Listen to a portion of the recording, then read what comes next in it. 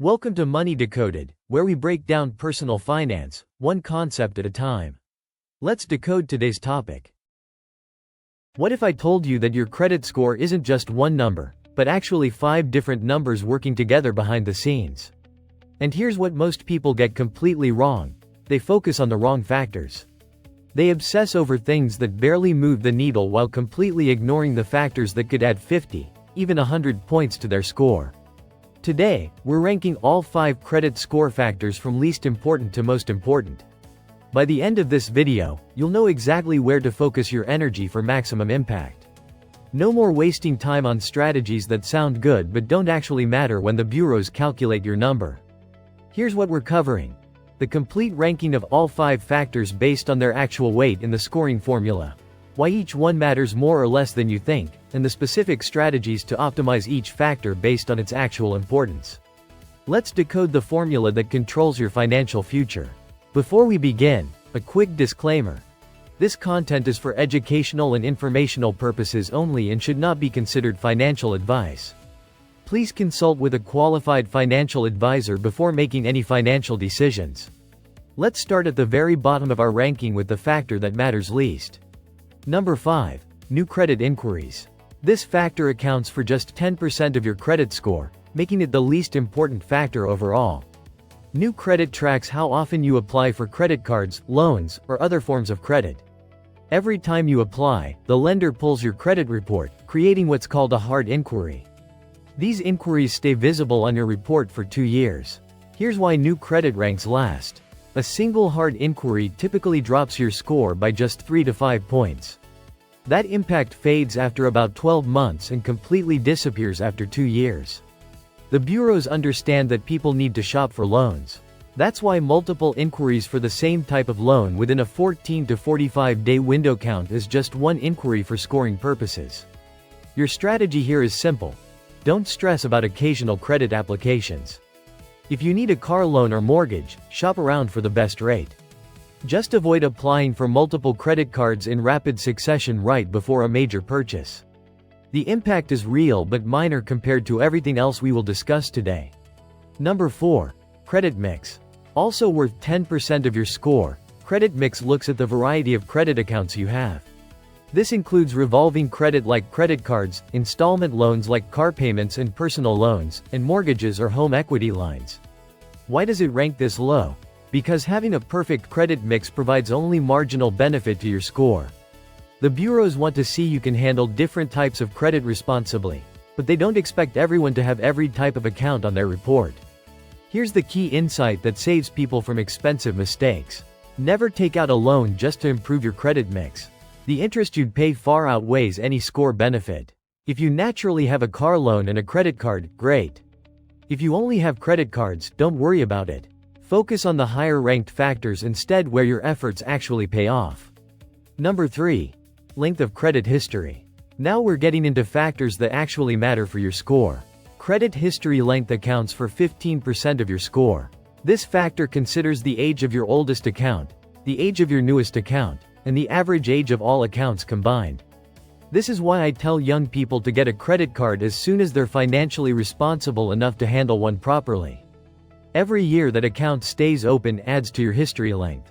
A 25-year-old with a credit card they've had since 18 has 7 years of history already. That length is worth real points on their score. Your strategies for this factor: never close your oldest credit card, even if you don't use it regularly anymore. The age of that account is valuable to your score. If it has an annual fee, call and ask to downgrade to a no-fee version of the same card. Also, think twice before opening new accounts unnecessarily. Every new account lowers your average age immediately. Number 2. Credit utilization. This is where things get serious and your actions have major consequences. Utilization accounts for 30% of your score, making it the second most important factor. Credit utilization is the percentage of available credit you're currently using. If you have $10,000 in total credit limits and carry a $2,000 balance, your utilization is 20%. Here's what makes this factor completely unique. It has no memory whatsoever. Unlike payment history, which tracks behavior over years, utilization only looks at your current snapshot right now. Max out your cards this month, your score drops immediately. Pay them off next month, your score rebounds just as quickly. This makes utilization the fastest lever you can pull for score improvement. The scoring tiers work like this in practice. Utilization under 10% is considered excellent by the bureaus. Under 30% is good. Over 30% starts hurting your score noticeably. Over 50% causes significant damage. Over 90% is devastating to your credit profile. Your optimization strategies. Request credit limit increases every 6 to 12 months from your issuers. Higher limits mean lower utilization without changing spending. Pay your balance before the statement closing date, not just the due date. This ensures low utilization gets reported to the bureaus each month. Consider multiple payments per month if you're a heavy card user. Some people pay weekly to keep utilization consistently low throughout the billing cycle. Pro tip worth remembering. If you're about to apply for a mortgage or car loan, get utilization under 10% in the month before you apply. This quick boost can save you thousands in interest over the life of your loan. And now, the number one most important factor, payment history. Representing 35% of your entire credit score, payment history is the undisputed king of all factors. Nothing else comes close to its impact on your financial reputation with lenders. Payment history tracks one simple thing. Did you pay your bills on time? Every month, for every account, for your entire credit history going back years. One late payment can drop your score by 50 to 100 points. 1. Single payment. That's the brutal reality of this factor. The severity depends on how late you pay. 30 days late is bad and will definitely hurt. 60 days late is significantly worse. 90 days late is a serious black mark that stays on your report for 7 years. Collections, bankruptcies, and foreclosures live in this category too, causing the most severe damage possible. Let me put this in perspective with real numbers. According to FICO data, someone with a 760 credit score who misses just one payment can see their score drop to between 630 and 680. That's an 80 to 130 point hit from a single mistake. It takes roughly 9 to 18 months of perfect payment history afterward just to recover those lost points. One afternoon of forgetting to pay can cost you a year and a half of rebuilding effort. Why is it weighted so heavily? Because lenders care most about one fundamental question. Will this person pay me back? Your payment history is the strongest predictor of future behavior. If you've always paid on time, you're likely to continue. If you've missed payments before, you're statistically more likely to miss again. Your non-negotiable strategies. Set up autopay for at least the minimum payment on every account you have. Calendar reminders are backup. Autopay is your primary defense against disaster. If you're going to miss a payment, call the creditor before the due date arrives. Many will grant extensions before reporting to the bureaus.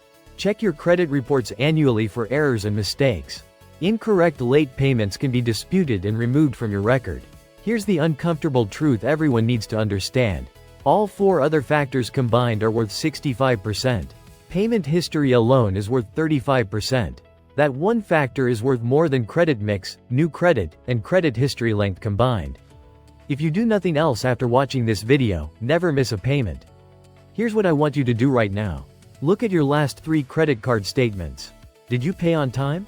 What's your utilization percentage? Those 2 numbers alone control 65% of your entire score. Focus there first, and everything else will follow. Now, next time on Money Decoded, I'm sharing a story I almost didn't tell. One missed payment, $63, and it cost me nearly $70,000 over the next 30 years. I made the most expensive mistake of my financial life so you don't have to. Payment history is king, utilization is queen. Protect them both. And that's how this works. If this helped you understand money better, subscribe for weekly financial deep dives. Thanks for watching.